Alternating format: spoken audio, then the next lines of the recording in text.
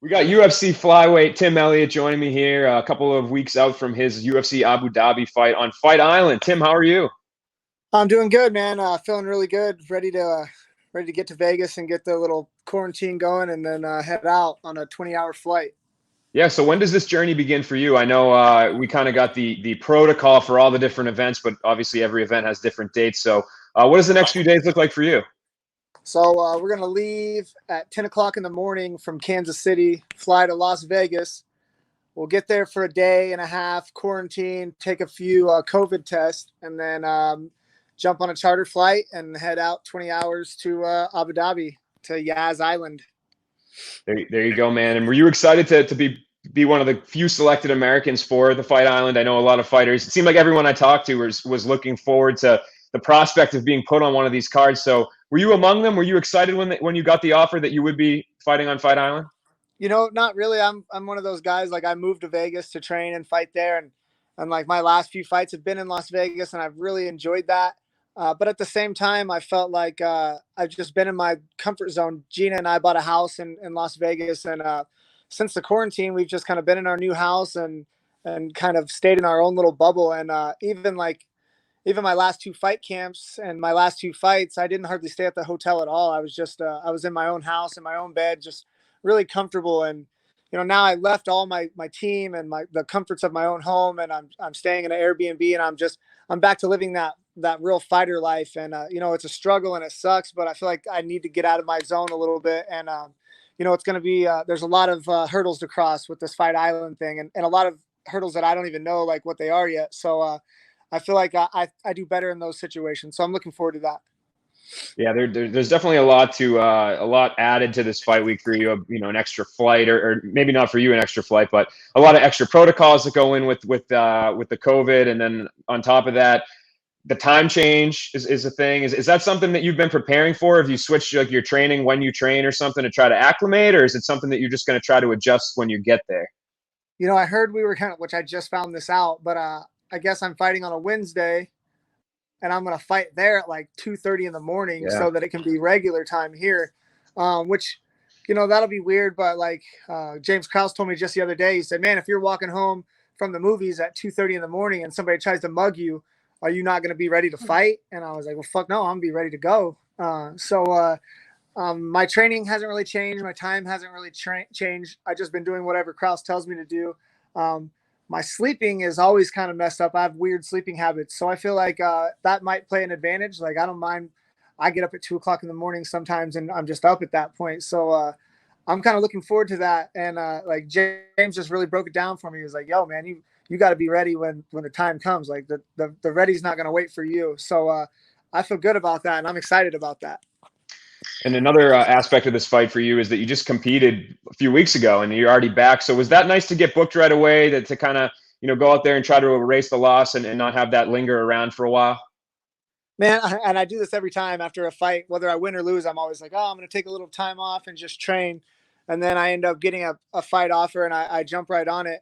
But honestly, what I wanted to do after because I wasn't prepared for the Brandon Royval fight, mentally, physically, I wasn't really ready. I thought that was a fight I was still going to win. And, I put too much out there and I gassed myself, and, he got me.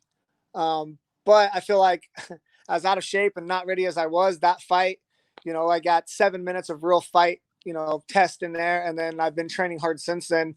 And I wasn't really looking forward to fighting so soon. But as soon as James Krause heard the matchup with Ryan Benoit, he was like, yo, man, come down here. I love this matchup. He was like, we can beat this guy.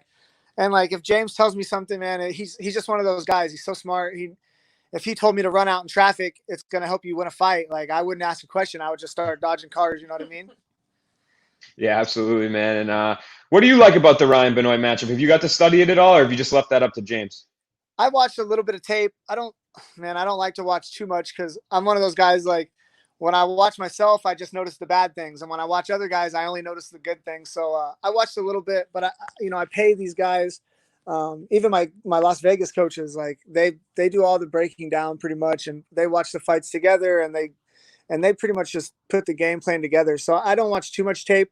But I trained with Ryan a little bit. He was in Las Vegas when Robert Follis was alive. So we've worked together a little bit, and he's good. And he was honestly somebody who wasn't Like there's guys that I'm like, ooh, I want to fight him. Ooh, I want to fight him. He was never really that guy for me. But like I said, James Krause knows more than I do. He sees things that I don't see. So like he says it, then I believe it. So it's easy to go from there. And he's dropped 2 out of 3 fights, and you're currently on a 3-fight skid. Do you feel like there's an extra added level of, I don't want to say pressure, but a little urgency to get a win just because, I mean, for both of you guys, who knows what could come should you lose? Yeah, exactly. I do. I think it's high pressure situation, high stakes for both of us. But at the same time, that makes for good, exciting fights. And for me, like, my record's not the greatest. And, I think the UFC likes me because I come in, I fight hard. I've won a bunch of bonuses. I always make weight. They don't ever have to worry about me getting in trouble or doing stupid shit or passing my drug test. Like I always do all that.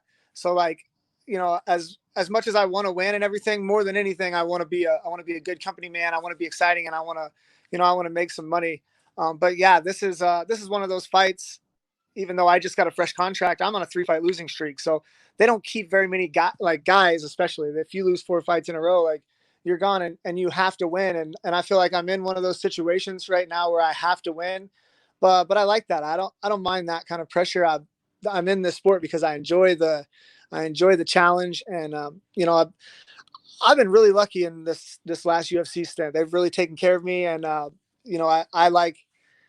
like where the path is going. Even with the losses, I still feel like I'm getting better. I still feel like I'm having fun. And, I think this is the one where I make my little turnaround, and now's the time. And you got to make moves if you want things to change. And I've been stuck in my bubble in Vegas for a while, and I had to get out of that and get out of my comfort zone, and I've done that for this fight.